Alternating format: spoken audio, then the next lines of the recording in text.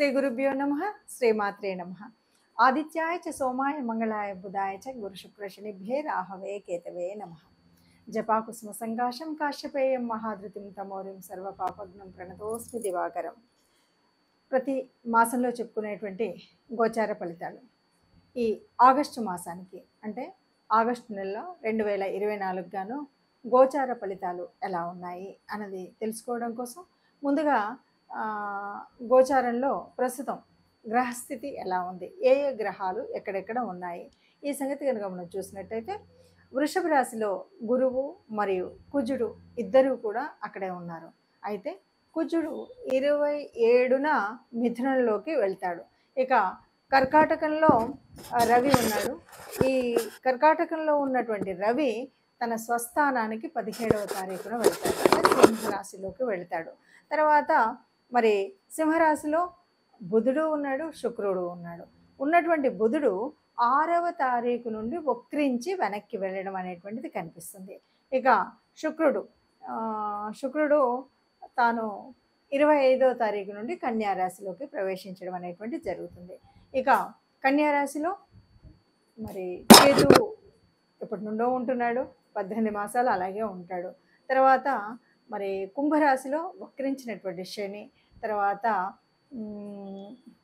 మీనరాశిలో రాహు. ఇది మనకు గ్రహాలు ఉన్నటువంటి పరిస్థితి. మరి ఇలా గ్రహాలు ఉన్నప్పుడు మరి ఏ ఏ రాశి వారికి ఎలాంటి ఫలితాలు ఉంటాయి? ఎందుకంటే ఒకవైపు ఇప్పటికీ మరి ఈ మాసం నుండి మొదలు పెడితే కనుక 6వ తారీఖు నుండి బుధుడు వక్రించి ఉన్నటువంటి వాడు, అలాగే మరి శని ఇప్పటికే వక్రించి ఉన్నటువంటి పరిస్థితి. కొంతమందికి ఏళ్ళనాటి శని నడుస్తుంటే కొన్ని రాశుల వారికి, మరికొంతమందికి అర్ధాష్టమ శని నడుస్తూ ఉంటే, ఇలాంటి పరిస్థితుల్లో గురు కుజుల కలయిక ఒకవైపు, అలాగే మరి ఇప్పుడు మనకు చూస్తున్నటువంటి పరిస్థితుల్లో ఎక్కడైతే వక్రించినటువంటి బుధుడు ఒకవైపు, శని ఒకవైపు, ఇవన్నీ స్థితులు ఉన్నప్పుడు మరి ఈ మాసంలో ఎలా ఉంటుంది? మరి ఈ మాసం ప్రత్యేకత తీసుకున్నట్టయితే ఇంకా ఇదంతా కూడా శ్రావణ మాసంలోకి వస్తుంది. ఆగస్టు అనగానే మనకు మొదటి వారం దాటిందంటే శ్రావణ మాసం.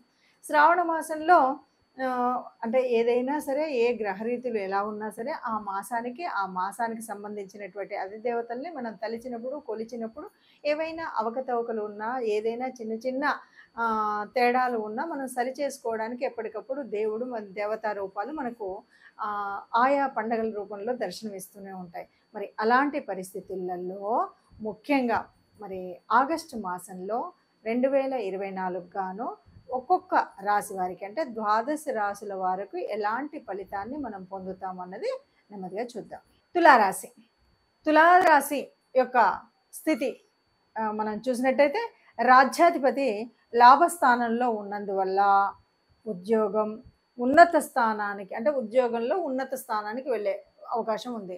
అంటే ప్రమోషన్స్ కానీ, కొత్త ఉద్యోగాన్ని వెతుకొని అంతకంటే మించినటువంటి స్థాయిలో ఉండడం కానీ, లేదు అక్కడే ఉన్నప్పటికి కూడా కొన్ని రకాలైనటువంటి కొంతమంది పెద్ద పెద్ద ప్రమోషన్స్ కాకుండా పేరులో పెద్దగా ఒక స్థానానికి చేరేటువంటి పరిస్థితి ఉంది. అట్లాగా మనకు ఈ రాజ్యాధిపతి లాభస్థానంలోకి రావడం వల్ల వచ్చే బెనిఫిట్ వల్ల ఉద్యోగంలో కొంత ఉన్నతి అయితే కనిపిస్తుంది. అంతేకాదు భాగ్యాధిపతి బుధుడు వక్రించినందువల్ల విదేశాల్లో మనం పెట్టుబడి పెడితే మంచి లాభం. అంతేకాదు విదేశ సంబంధమైనటువంటి, అంటే కొన్నిసార్లు మనం ఇంకా విదేశానికి చెప్పాలి అంటే ఒక మాట కూడా చెప్పొచ్చేమో, ఎందుకంటే ఇప్పుడు యూట్యూబ్ ఉంది, దీనివల్ల ఏదైనా లాభం వచ్చిందంటే అది విదేశీ ధనం కిందే మనం చెప్పాలి. అలాంటివి. అంతేకాదు ఫైనాన్స్ మ్యాటర్ కూడా లాభం చాలా ఉంటుంది. ఫైనాన్స్ విషయంలో చక్కగా లబ్ధి పొందేటువంటి స్థితి అయితే ఉంటుంది. అట్లాగే భూమి మూలంగా ధనయోగం జరిగేటువంటి పరిస్థితి ఉంటుంది.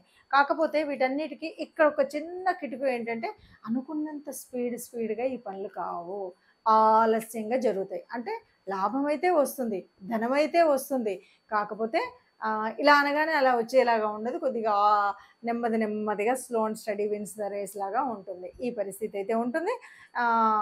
కాకపోతే ఇక్కడ కొన్ని బెనిఫిట్ అయితే తీసుకోవాలి. శని వక్రగతి వల్ల ఏవైతే అగ్రిమెంట్స్ ఉన్నాయో ఆ విషయాల్లో చాలా జాగ్రత్తగా ఉండాలి. ఇక సంతానం ఇక్కడ కూడా అంటే కొంచెం మన నుండి దూరంగా చదువుల వల్ల కానీ, ఉద్యోగం వల్ల కానీ, ఇంకే పరిస్థితుల వల్ల కానీ విదేశాలకు వెళ్ళడమో లేకపోతే ఈ ప్లేస్ నుండి ఇంకో ప్లేస్కి వెళ్ళడం వల్ల సంతానం కొద్దిగా దూరంగా ఉండేటువంటిది అయితే ఉంటుంది. ఇక రెండవ పక్షం కనుక చూస్తే దాదాపు అన్ని విషయాలు అలాగే ఉంటాయి. కానీ ఇక్కడ ముఖ్యంగా ఇన్వెస్ట్మెంట్ చేసేవాళ్ళు 25వ తారీఖు తర్వాత ఎట్టి పరిస్థితుల్లో కూడా ఏ రకమైన ఇన్వెస్ట్మెంట్స్ మీరు చేయొద్దు అని నేను ఘంటాపథంగా చెప్తున్నాను. ఇవి చేశారు అంటే తప్పనిసరిగా నష్టాన్ని అయితే పోతారు. అట్లాగే ఈ ఇన్వెస్ట్మెంట్ చేయకపోతే మాత్రం మీరు ఫైనాన్షియల్గా మంచి గ్రోత్ ఉంటుంది. మీరు అనుకున్నది అనుకున్నట్టుగా చేయగలుగుతారు ఏ విషయంలోనైనా సరే. ఎందుకంటే భాగ్యాధిపతి బుధుడు వక్రించి ఉండడం వల్ల ఇంతకుముందు లేనటువంటివన్నీ కూడా ఇప్పుడు ఇవ్వడానికే సిద్ధపడి ఉంటాడు కాబట్టి చక్కగా లాభదాయకంగా అన్ని విషయాల్లో ఉంటారు. ఒకటి ఏంటంటే కొత్త ఇన్వెస్ట్మెంట్స్, కొత్త వ్యాపారాలు ఏవి కూడా 25వ తారీఖు తర్వాత మీరు చేయకపోవడం అనేటువంటిది మంచిది అన్నటువంటి విషయాన్ని చెప్తూ ఇది ఇలాగే కొనసాగాలి అంటే మనం తప్పనిసరిగా మనం చేసుకోవాల్సినటువంటి చిన్న చిన్న మనం అంటే మన బ్యాలెన్సింగ్ షీట్ కానీ మనం మనస్సును మనం స్థైర్యంగా పెట్టుకొని నేను ఇందులో మాత్రమే పెట్టాలి, ఇప్పుడు అస్సలు పెట్టకూడదు అనేటువంటిది ఒక స్థిమితమైనటువంటి స్థితిలో ఉండాలి అనమాట. అంటే తప్పకుండా నేను ఇక్కడే పెడతాను, ఇక్కడ పెట్టను అనేటువంటి ఒక నిర్దిష్టమైనటువంటి స్థితి ఉంటే కనుక తప్పకుండా మీరు విజయాలు పొందుతారని చెప్పచ్చు. ఇప్పటి వరకు మనం చూసినటువంటి మేషరాశి కానీ మనం మేషం నుండి మీనం వరకు ఒక్కొక్క రాశి గురించి మనం చెప్పుకుంటూ ఉంటాం. ఇలా చెప్పుకున్నప్పుడు ఇక్కడ ఒక చిన్న పరిస్థితి అయితే ఎదురవుతుంది జ్యోతిష్కులకు కానీ వింటున్నటువంటి ప్రేక్షకులకు కానీ. ఏంటంటే అన్నీ కూడా చెప్పినట్టుగానే ఉంటాయి. ఒక్కొక్కసారి ఎలా ఉంటుందంటే కొంతమందికి ఒక పెద్ద అనుమానం, చాలామంది మీరు అందరూ చెబుతున్నారు అయినా సరే ఒక్కొక్కరిది వేరుగా ఉంటుంది అన్నది కూడా ఒక మీమాంస అయితే ఉంటుంది. దీనికి కారణం ఏంటంటే ఒక్కొక్క జ్యోతిష్యులు వాళ్ళ యొక్క విశ్లేషణలో వాళ్ళు కొంతవరకే చేయగలుగుతాం. ఎందుకంటే ఈ 5 నిమిషాలు 8 నిమిషాల వ్యవధిలో చేసేటప్పుడు మనం రాశిలో ఏ గ్రహాలు ఉన్నాయి, రాశి చుట్టూ ఉన్నటువంటి ఫలితాలు ఎలా ఉన్నాయి, ఇలాగా ఎవరికి అనువైనటువంటి రీతిలో వాళ్ళు చెప్పుకుంటూ పోతున్నప్పుడు కొంత వ్యత్యాసం ఒకటి. రెండవది ఇది ఏమన్నా సరే గ్రహాలు ఇప్పుడు మారుతున్నటువంటి కాలంలో మనం చెప్పుకునేటువంటిది ఒక ఎత్తు అయితే కొన్నిసార్లు మీకు అస్సలు బాగోదండి అని మనం చెప్పినప్పుడు కూడా హాయిగా బ్రహ్మాండంగా ఉంటారు. అప్పుడు అనుమానం వస్తుంది. ఎందుకు అంటే మనకు గోచార రీత్యా ఏదైతే ఇప్పుడు మనం యోగించదని చెప్పినటువంటిది అక్కడ వాళ్ళకు యోగకారకంగా ఉండొచ్చు, మంచి స్థానంలో ఉండొచ్చు, వాళ్ళకి నడుస్తున్నటువంటి దశ అంతర్దశలు అద్భుతంగా ఉండొచ్చు.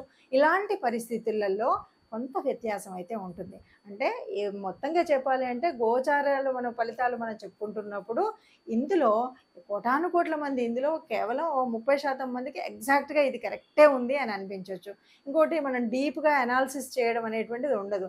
ఇది అందరినీ దృష్టిలో పెట్టుకొని ఈ రాశి వాళ్ళు ఈ జన్మ అంటే మనము ఈ రాశిని బట్టి కానీ జన్మ కుండలిలో ఉన్నటువంటి స్థితికి దీనికి ఉన్నటువంటి వ్యత్యాసాన్ని చెప్తూ వెళ్తున్నాం. కాబట్టి రాశి అనగానే ఇక్కడ ముందుగా మనకేంటి ఇక్కడంతా కూడా చంద్రుని బట్టి మారేటువంటి స్థితిని గురించి మనం చెప్పుకుంటున్నాం. అక్కడ మాత్రం అలా కాదు కదా.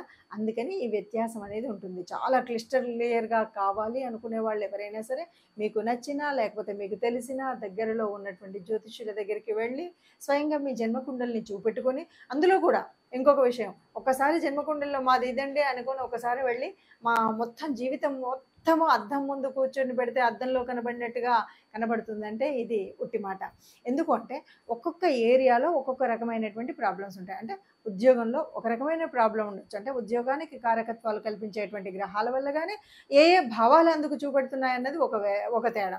అలాగే ఉద్యోగం కానీ వివాహం కానీ సంతానం కానీ ఇలా అనేక విషయాల్లో అనేక ఏ ఏరియాలో మనకు అంటే నాకు సంతానంలో కొద్దిగా ప్రాబ్లం ఉంది, లేకపోతే నాకు ఉద్యోగరీత్యా ఈ ప్రాబ్లం ఉంది, లేకపోతే నాకు ఫైనాన్షియల్గా ఈ ప్రాబ్లం ఉంది, అన్నీ ఉన్నాయి కానీ బంధువులతో ఈ ఇబ్బంది ఉంది, ఇలాంటివి ఏవి ఉంటాయో వాటిని ప్రత్యేకించి చెప్పడం కోసం తెలుసుకోవడం కోసం మీరు చేయవలసిన పని ఎవరైనా సరే మీ జన్మజాతకాన్ని చూపెట్టుకోవాలి. జన్మజాతకం చూపెట్టుకోవాలి అంటే తప్పనిసరిగా పుట్టినటువంటి అంటే date of birth, place of birth, time of birth ఈ 3 తప్పనిసరిగా ఉండాలి.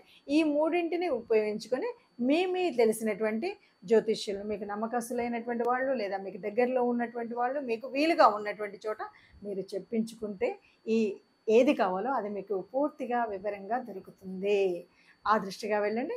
ఇంకా ఇప్పటి వరకు మనం చెప్పుకున్నటువంటి వాటిలో ముఖ్యంగా ఇప్పుడు ఇదంతా కూడా శ్రావణ మాసం కాబట్టి ఏదైనా కొంచెం అటు ఇటుగా ఉన్నటువంటి దోషాలను సవరించుకోవడం కోసం మనం చేసుకునే రెమెడీస్ ఏమి చేసుకున్నప్పటికీ కూడా ముఖ్యంగా ఈ మాసం అంతా కూడా లక్ష్మీదేవి ఆరాధనతో నిండేటువంటిది. ప్రకృతి తత్వం అంతా కూడా ఆత్మమయంగా ఉండేటువంటి అమ్మ రూపంగా ఉండేటువంటి స్థితి కాబట్టి అందరూ కూడా ఈ వచ్చేటువంటి శుక్రవారాలన్నింటిలో కూడా లక్ష్మీదేవి ప్రార్థన చేయండి. లక్ష్మితో పాటు ఆ విష్ణుమూర్తిని నమ్ముకొని ఆయన యొక్క విష్ణు సహస్రాలు వినడం కానీ, విష్ణుదేవుడి ఆలయానికి వెళ్ళడం కానీ చేసినట్టయితే ఏదైనా మనకు కష్టంగా అనిపించేటువంటి గ్రహస్థితి ఆ కష్టాన్ని తెలియకుండా ముందుకు తీసుకువెళ్తుంది. కాబట్టి అందరం సుఖంగా ఉండాలి, అందులో మనం ఉండాలని నమస్కరిస్తూ ధన్యవాదాలు.